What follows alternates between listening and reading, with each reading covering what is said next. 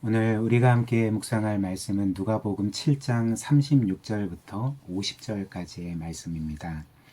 본문 말씀을 보면 어느 날 주님께서는 시몬이라는 바리새인에게 식사 초대를 받으셨는데요. 그래서 그의 집에 가셔서 식사를 하셨습니다.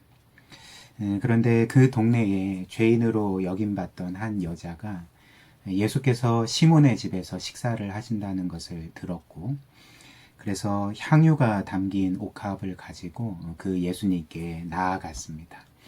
그래서 예수님 등 뒤에 그 발 곁에 서서 울면서 자신의 눈물로 예수님의 발을 적셨고, 그리고 이어서 자신의 머리털로 그 발을 정성스럽게 닦아드렸습니다.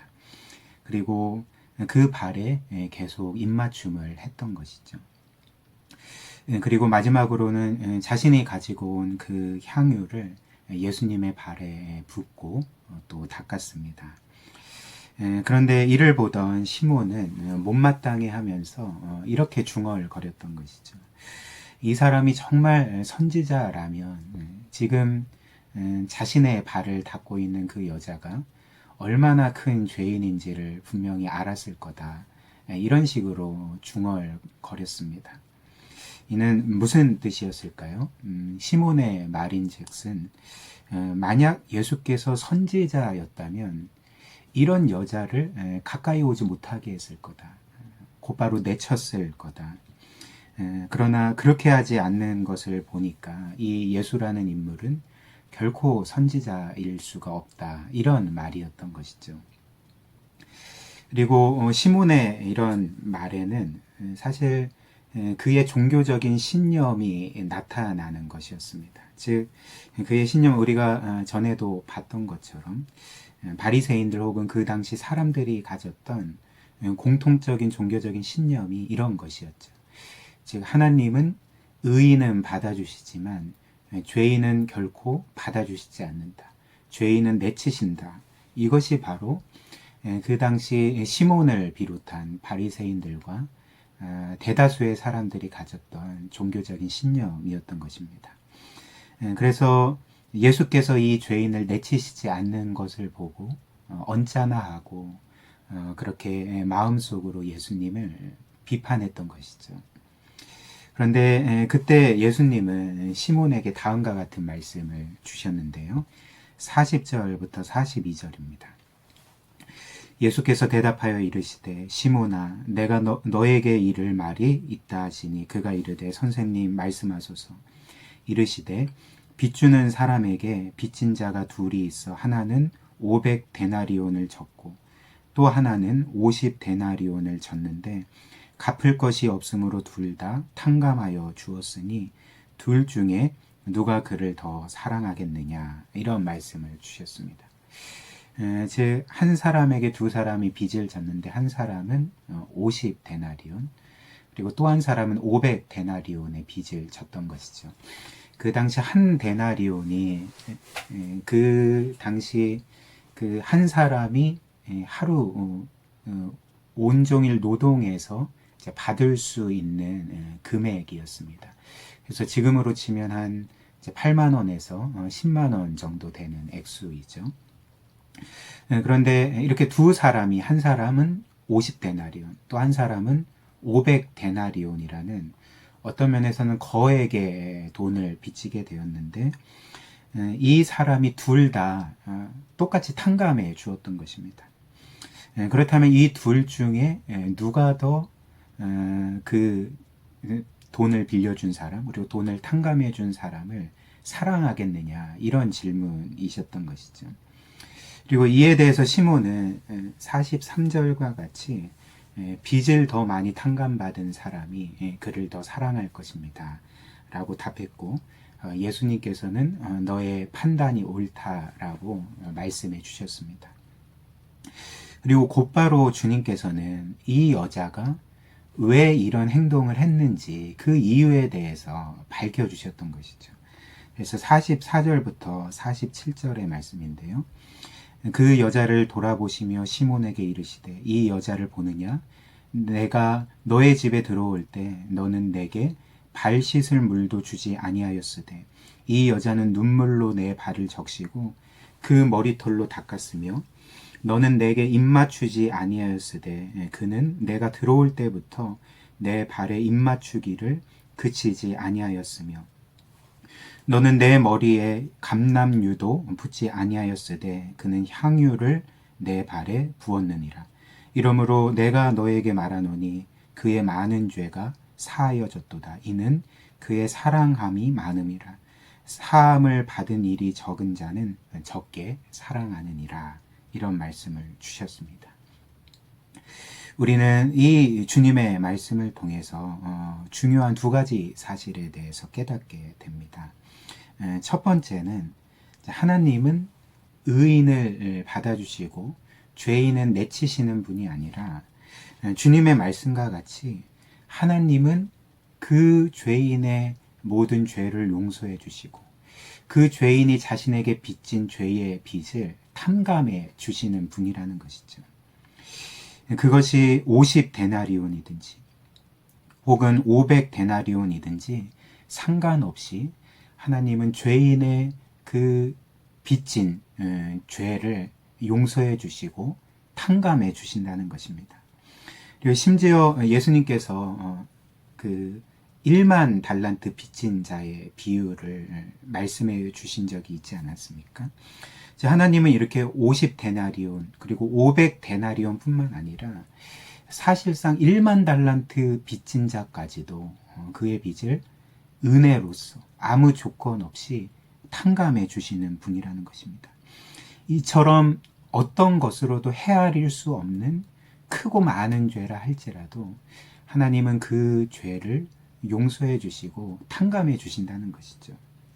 그리고 이것이 바로 주님께서 그 당시 그 동네 가운데 가장 큰 죄인으로 여김받던 이 여인을 용서해 주시고 받아주신 이유였던 것입니다.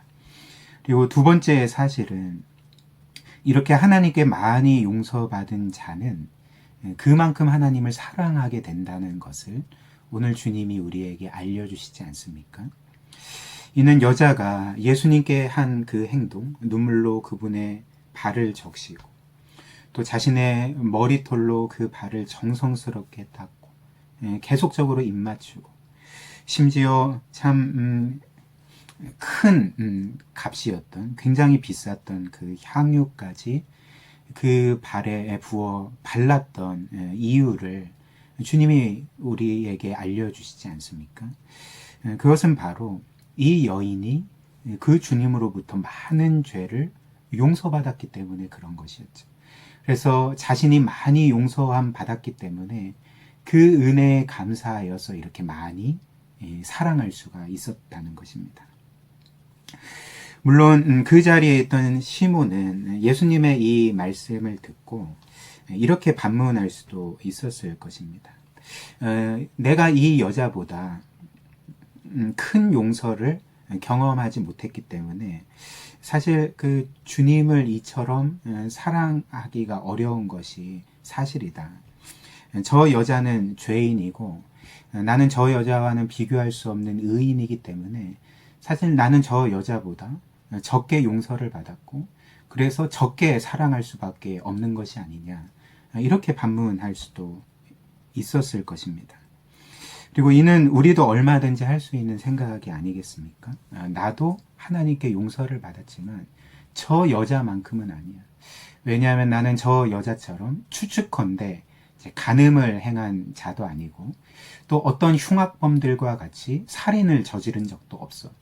물론 나는 죄인이지만 저들과 같이 큰 죄인은 아니기 때문에, 저들만큼 크게 용서를 받은 것은 아니기 때문에 저들만큼 하나님을 덜 사랑하는 것은 당연해라고 그렇게 말할 수도 있을 것 같습니다.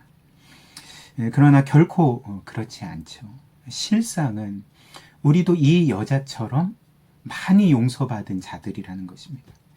엄청난 용서를 받은 자들이라는 것이죠.